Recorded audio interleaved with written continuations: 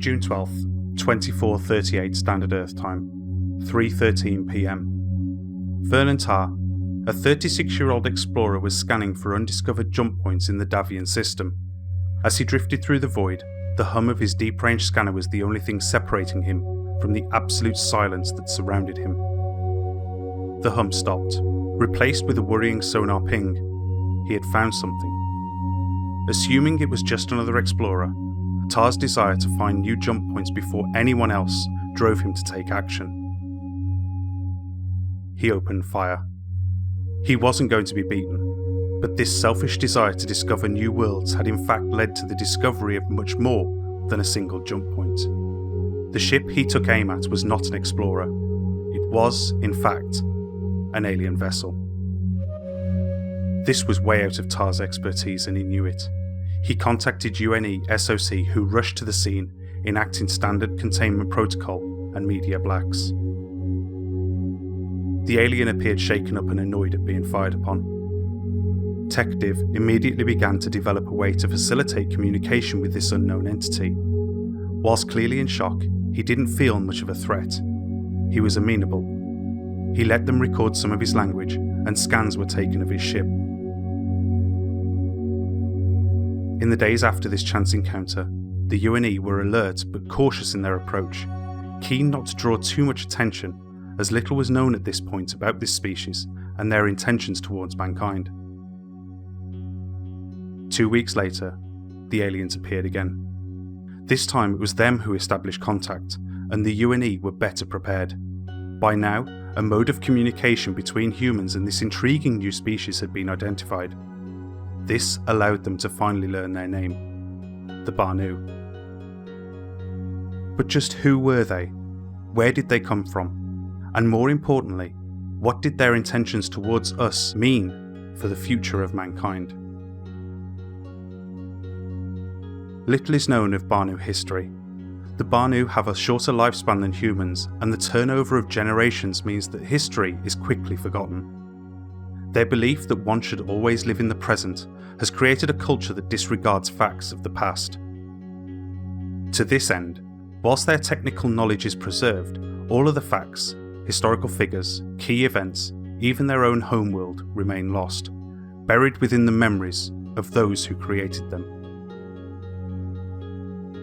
The Banu are a truly spacefaring civilization. They have no ties to the past, no memory of their original homeworld. To them, everywhere is home. But they do have roots deeper in some systems than others. Within the known universe, around 7% of star systems are understood to align with the Banu. In particular, the Banu are known to assemble at Bacchus II, a habitable ocean planet within the Bacchus system, comprised of thousands of populated islands and archipelagos, featuring a wide variety of climates and biodiversity. Although not a frequent occurrence, they convene here for gatherings when species-wide decisions are needed to be made. It is due to this that Bacchus II is widely speculated to be the homeworld of the Banu.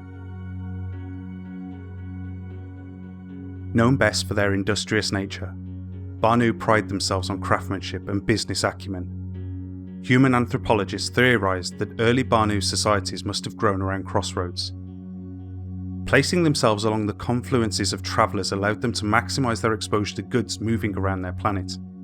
The more popular crossroads attracted more and more Banu, until permanent settlements began to take shape around them. This gave them the foundation to become experts in trade and create marketplaces that would become known as some of the best in the universe. Here, you can often find exotic goods from almost every corner of known space, perhaps even goods from further into the unknown. Rather than the traditional family units or corporations typically found among humans, the Banu have a societal structure that combines both into one single unit, the Suli. Likened to what mankind would refer to as a guild, the Suli is the foundation for life in Banu systems, where Banu work and live together. Each Suli specialises in a specific industry and can vary widely, from a ship manufacturing Suli to a trade Suli, even a Suli that raises Banu young. There is a Suli for everything.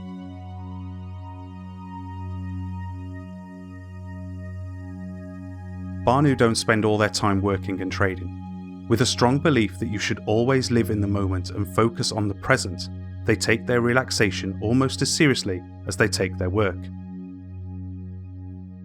The Banu have taken a strong liking to the human game of Satterball and can be found frequenting bustling gambling halls where goods are exuberantly exchanged in games of chance. The Banu are a species with no dedicated standing army. Instead, the Banu militia keeps the relative peace on a day-to-day basis within their systems.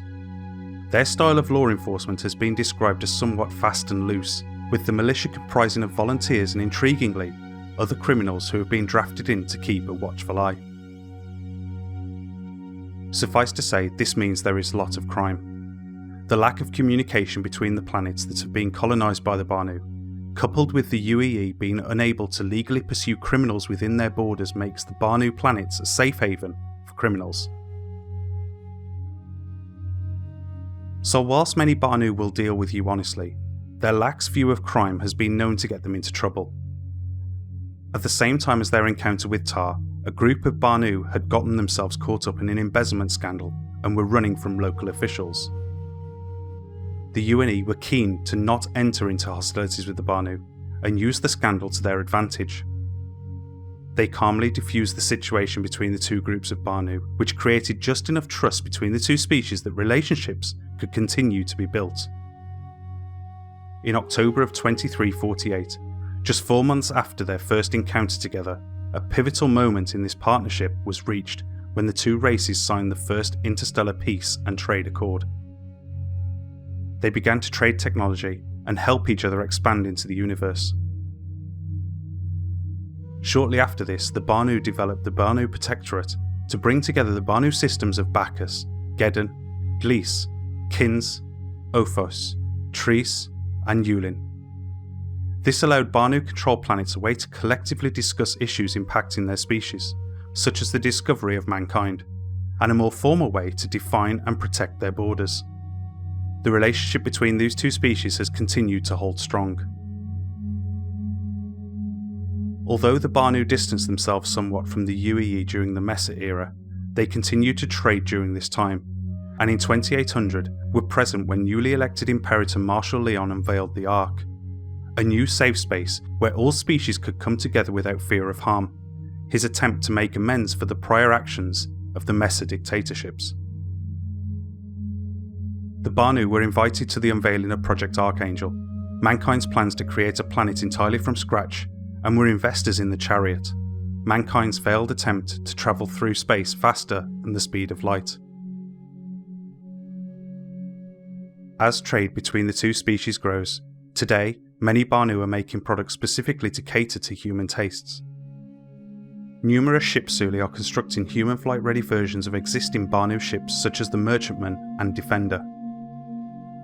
Outside of the UEE, the Banu continue their legacy as one of the universe's more amenable species. Contacts with the Xi'an and their empire are friendly, and although precariously balanced, the relationship between the Banu and Vanduul remain, for now at least, peaceful too.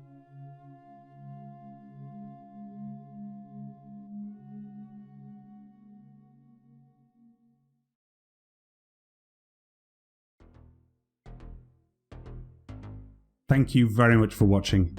In this series we are covering the history of the alien races in Star Citizen and humanity's encounters with them. We've touched upon some historic events that happened in our history here. However, if you would like to know more about these events and more about our long and storied history inside the verse, then please consider checking out the Time Capsule series, where this is covered in much more detail. All the links to everything I talk about in this video will be linked in the video description. Thank you again, and I hope to see you in the verse.